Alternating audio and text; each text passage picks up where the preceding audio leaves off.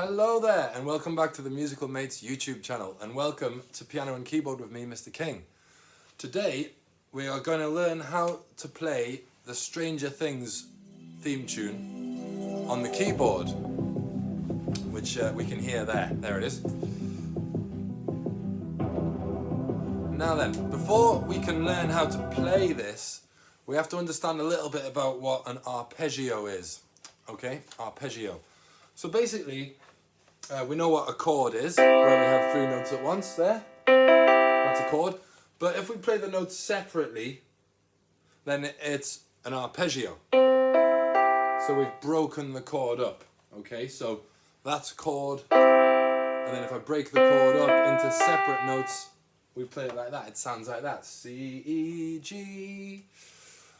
Here's an example of another arpeggio, another broken chord. So there's a chord there, D minor, D, F, A, D, F and A, D minor. And then if we break those notes up separately, we've got D, F, A, the D minor chord broken up.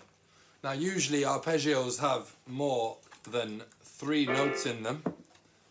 If we look here, we actually have a 4-note arpeggio of an F chord. An F chord is F, A and C. There's the F, A and C there. But here we have a high F as well, so the arpeggio sounds like this. And it has this upward and then downward direction. F, A, C, F, C, A, F. Have a look at it here. So that's a normal arpeggio, one that has 4 notes and it goes up and then comes back down again. Here's another arpeggio. This time we're in the key of C. The C major chord, we all know the C major chord, C, E and G. But here's a normal C arpeggio, which goes C, E, G, C, G, E, C. So it's got the high C in the middle. Here we go. And it has this upward and then downward direction. Oh, I've just knocked my Chewbacca toy off. So now we're going to look at Stranger Things again. So here we go. Fancy graphics. There it is. Now, in Stranger Things, we actually have quite an unusual arpeggio because it has 5 different notes in it. So there are different types.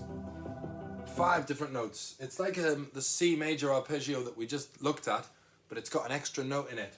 So it goes C, E, G, B, high C. And then it comes back down through those same notes. B, E, G. We haven't got back to C yet, but we'll explain that in a minute. So let's just look at that again. C, E, G, B. And then high C. And then back to B, G, and E. There we go. So it's going upward and downward. I'm just going to do that again.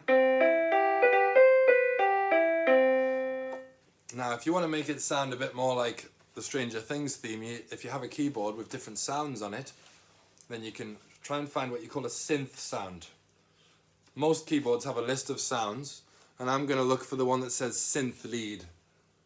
Synth lead, and next to that we have numbers 68 to 70. Well, the best sound I've found on this keyboard for Stranger Things is number 69. Sounds like that. We actually have lots of different sounds which would work. Like that one. These are all synth lead. That one's very good as well. So now let's have a look at how we can repeat this arpeggio to make the Stranger Things theme.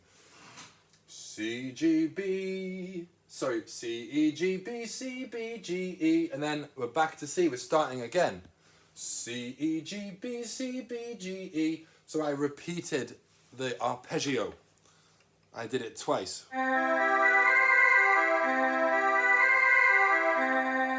Let's just put myself back on 69 there. Sounds like, you know, music from the 1980s, that sort of keyboard electric sound. Now let's have a little talk about the fingers you should use. The proper way to do this is with your right hand, just your right hand. And we've got numbers here which show us which fingers to use. 1, 2, 3, 4, 5. So number 1 is the thumb there. So we should really start with your thumb on C. That's a D, sorry. Thumb on C, there it is. And then by the time you get up to the highest note, the high C, you should be on your little finger. So we use 5 different fingers. C, E, G, B, C. Then back down fingers 4, 3, 2. And start again. So I'm repeating it using those 5 fingers. Going a little bit faster there. Now, if you can't do that, if you can't do it with the right hand, then you can use both hands to make it a bit easier. So here's a way of doing it with both your hands. Your left hand could do the first 3 notes, C, E, G. Then your right hand could take over for those higher notes, B, C, B. And then back to your left hand again, G, E, C. Still the left hand. And then we have the right hand in red, B, C, B. So we can use left hand and right hand to do the arpeggio to make it a little bit easier. So you could just pause me here and have a good practice of that.